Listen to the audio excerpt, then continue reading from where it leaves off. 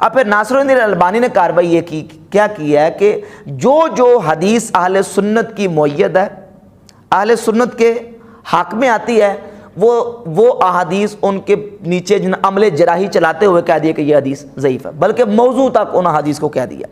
اور یہ ناصرالدین البانی کٹر قسم کا وہابی ہے، اور اس کی جو وہابیت کی میں چند جو نا وہ آپ کے سامنے چیزیں رکھ دیتا ہوں۔ یہ کتاب ہے ناصرالدین البانی کی تحذیر الساجد من اتخاذ القبور مساجد، قبروں کو مسجد بنانے کے حوالے سے اس نے یہ کتاب لکھی ہے۔ اور یہاں تک بے باک وہابی ہے کہ اپنی اسی کتاب کے صفحہ نمبر 98 اور 99 پر تفصیل بیان کرتے ہوئے نبی کریم علیہ الصلوۃ والسلام کے گنبد خضرا روضہ شریف کے بارے میں اور حضور کی قبر پر انوار اور اہل ایمان اہل عقیدت کے ایک محبت والے عمل پر جو نا وہ رد کرتے ہوئے کہتا ہے کہ میں نے 1368 میں مسجد نبی شریف کی زیارت سے میں مدینہ شریف گیا، رأیت فی اسفل حائط القبر الشمالی محرابا صغیرا، کہتا میں نے نبی کریم علیہ الصلوۃ والسلام کی قبر پر انوار روضہ شریف کی شمالی جانب جو دیوار ہے اس کی طرف میں نے دیکھا، ووراء سدۃ مرتفعہ، ایک چھوٹی سی دیوار اور ایک جگہ بلند ہے، عن ارض المسجد قلیلا، مسجد کے حصے سے تھوڑی سی اوپر بلند ہے، اشارۃ الی ان ھذا مکان خاص للصلاۃ وراء القبر،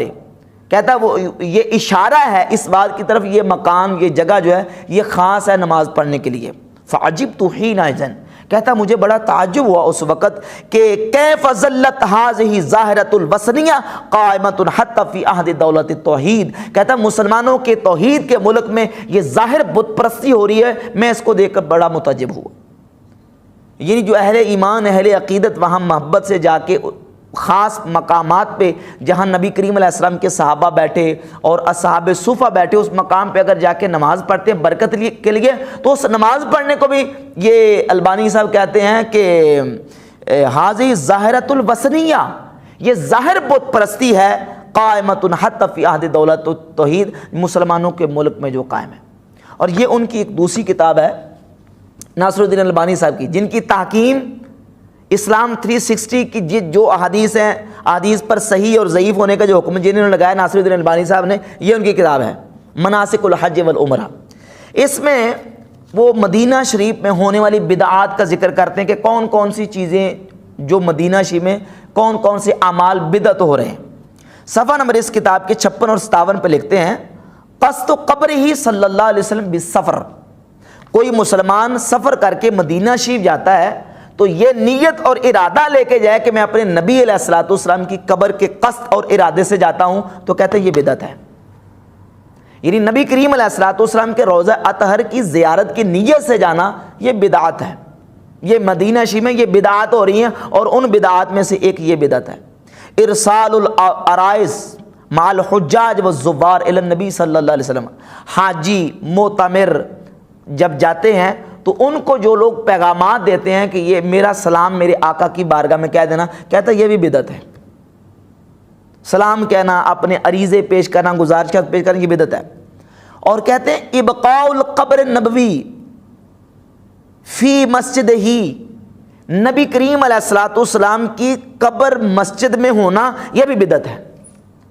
یعنی آج نبی کریم علیہ السلام کا روضہ اقدس مسجد نبوی شریف کے احاطے میں ہے، کہتا ہے احاطے میں ہونا یہ بھی بدعت ہے۔ قصد استقبال القبر اثناء دعا کرتے وقت حضور نبی کریم علیہ الصلوۃ والسلام کے روضہ اطہر کی طرف منہ کرنا بدعت ہے۔ قصد القبر للدعاء عندہ رجاء الاجابہ، دعا کے قبول ہونے کا ارادہ کر کے حضور کی قبر شریف کے پاس آ کے دعا کرنا یہ بھی بدعت ہے۔ التوسل بہ صلی اللہ علیہ وسلم الی اللہ فی الدعاء، دعا میں نبی کریم علیہ السلام کا وسیلہ دینا یہ بھی بدعت ہے۔ تو اتنے کڑے قسم کے کٹر قسم کے اور چڑے ہوئے وہابی ہیں ناصرالدین البانی، جس کی تحکیم اسلام 360 میں جو احادیث اور کتابیں جو رکھی گئی ہیں ان میں تحکیم اس کی ہے ناصرالدین البانی کی۔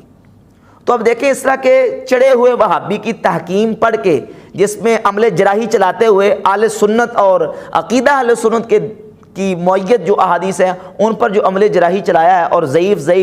موضوع کہا گیا ہے، تو مجھے بتائیں کہ اس کو پڑھ کے پھر کو سنی تو نہیں رہے گا نا۔ تو اب صرف چکمہ دینے کے لیے یہ کہا گیا کہ دیکھیں جی اس میں ترجمہ کنز الایمان رکھا ہے، کہ وہ ٹھیک ہے کنز الایمان رکھا گیا ہے، لیکن ظاہر ہے کہ قرآن کا جو ترجمہ اور قرآن کا جو مفہوم ہے وہ تو ظاہر ہے کہ وہ احادیث لی جائیں گی، احادیث کو دیکھا جائے گا۔ جب کوئی حدیثیں پڑھنے والا وہ احادیث پڑھے گا اور جس پر وہابیوں نے عمل جرائی چلایا ہوگا اور ضعیف اور موضوع کہا گیا ہوگا تو پھر